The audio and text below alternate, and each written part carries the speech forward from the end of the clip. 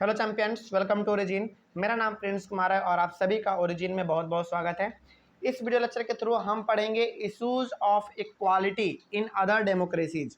मतलब कि ये जो समस्या आपको देखने को मिलता है ना, कास्ट सिस्टम का, भेदभाव का, अनटचेबिलिटी का, है ना, ये केवल और केवल इंडिया में नहीं है, इंडिया के अलावा भी अलग अलग कंट्री में है। तो अदर डेमोक्रेसीज का मतलब ये है कि जहाँ पर कि डेमोक्रेसी है, यानी कि वहाँ के भी लोग अपने लीडर को अपने से चुनते होंगे, वोट देते होंगे, है ना। तो वहाँ पे भी कुछ इसी प्रकार का हाल है, यानी कि इंडिया के बाहर भी यदि अलग कंट्री में थोड़ा सा हम लोग देखें तो वहाँ पे भी कुछ इसी प्रकार का हाल है जो कि हमारे इंडिया में हाल है। ठीक है ना। चलिए क्या है इसके बारे में जानते हैं थोड़ा सा।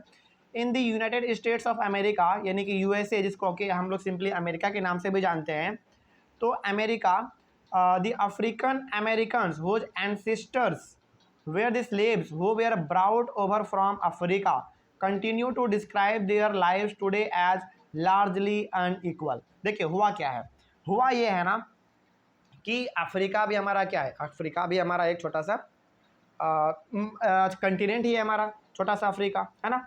चलिए एक मिनट बस यहाँ पे आपको सबसे पहले ये समझ लेना है, सबसे पहले ये समझ लेना है कि अफ्रीकन अमेरिकन कौन है। देखिए यहाँ पे दो टर्म इस्तेमाल हुआ है, वो भी एक ही साथ, अफ्रीकन अमेरिकन। ये कौन है? देखिए देखिए अफ्रीकन अमेरिकन का मतलब यहाँ पे ये है कि ऐसे लोग जो कि अफ्रीका के थे उनको लाया गया अमेरिका, तो उनका नाम पड़ गया अफ्रीकन अमेरिकन। ठीक ना। उसी प्रकार यदि कोई इंसान इंडिया का अमेरिका में जाके रहेगा तो उसको हम लोग कहेंगे इंडियन अमेरिकन। क्या कहेंगे? इंडियन अमेरिकन कहेंगे, क्योंकि वो इंडिया का था और इंडिया अफ्रीका में जाके रहने लगा।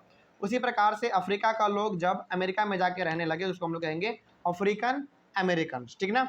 तो वही यहाँ पे लिखा हुआ है कि in the United States of America the African American whose ancestors were the slaves.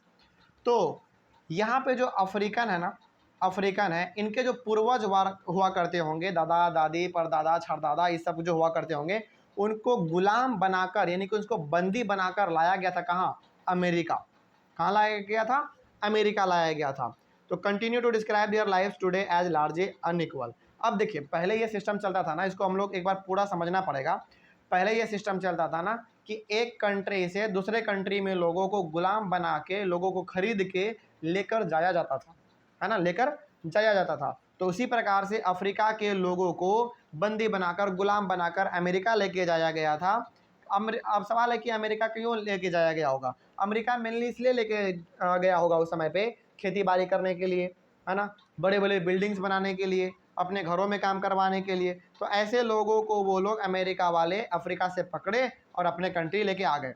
अब जब लेके आ गए तो उनको नाम पड़ गया क्या? अफ्रीकन अमेरिकन, क्योंकि वो रहने वाले थे अफ्रीका के, लेकिन आके अब बस गए कहाँ पे? अमेरिका में, है ना। तो अभी भी जो अफ्रीकन लोग हैं जो कि अफ्रीका से लाए गए थे बहुत पहले अमेरिका में, आज उनके साथ बहुत ही ज़्यादा भेदभाव होता है। आज भी उनके साथ बहुत ज़्यादा भेदभाव होता है और ये हकीकत है। तो जितने भी लोग आज अमेरिका में रहते हैं जो कि अफ्रीका से बहुत समय पहले लाए गए थे, उनका पूर्वज यानी कि उनके दादा परदादा छरदादा ये सब आए होंगे यहाँ पे, और उनका यहाँ पे पूरी तरीके से जीवन बीत गया। तो अब उनके जो यहाँ पे बाल बच्चे हुए होंगे वो पूरी तरीके से अमेरिका में ही रहने लगे, तो उनके साथ भेदभाव होने लगा। ठीक है ना। देखिए भेदभाव मेनली इसलिए होता है ना क्योंकि अफ्रीका के जो लोग होते हैं ना थोड़े से काले होते हैं और अमेरिका के लोग थोड़े से गोरे होते हैं, इसीलिए यहाँ पे रंग के ऊपर भेदभाव हो जाता है। आगे बढ़ते फिर, African Americans were treated extremely unequally in the United states and denied equality through law.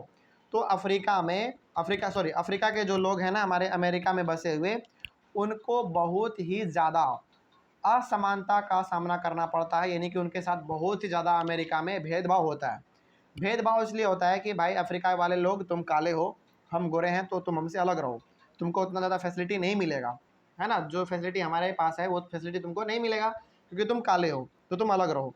तो इस प्रकार से अनइक्वालिटी वहाँ पे बहुत ही ज़्यादा फैला हुआ है और उनको किसी भी प्रकार का न्याय उतना ज़्यादा नहीं मिलता है, यानी कि उनके साथ बहुत ही गलत हो रहा है। ठीक ना। तो ये हाल हमारे कुछ समय पहले इंडिया में भी था, है ना। कास्ट के नाम पे, तुम छोटे कास्ट के हो तो तुम अलग रहो, बड़े कास्ट के हो तो तुम अलग रहो, इस प्रकार का चलता था। लेकिन ये सिस्टम बहुत हद तक आज अमेरिका में भी है ना। तो कंट्री कोई भी हो, सिस्टम तो सेम ही रहता है। लेकिन हाँ, अब धीरे धीरे समय बदला है, तो ये भी चीज़ हमारा धीरे धीरे खत्म हो रहा है। आगे बढ़ते हैं, फिर एक लाइन और लिखा हुआ है यहाँ पे, for example when travelling by bus they either had to sit at the back of the bus और get up from their seat whenever a white person wished to seat. तो America में ये system उस समय पे चलता था कि मान लीजिए यदि एक बस है और एक बस पे सीट है और उस सीट पे कोई काला आदमी बैठा हुआ है जो कि अफ्रीका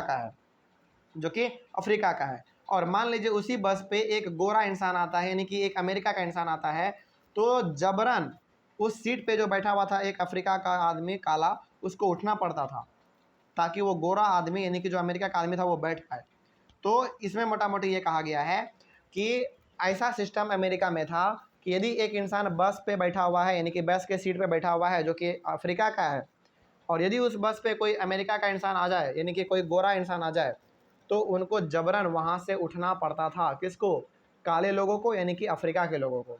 तो ये सिस्टम था उस समय पे अमेरिका में, और ये सिस्टम बहुत हद तक हमारे इंडिया में भी रहा है। लेकिन आज ऐसा सिस्टम ना ही इंडिया में है ना ही अमेरिका में है, हर कोई आपस में इक्वल है।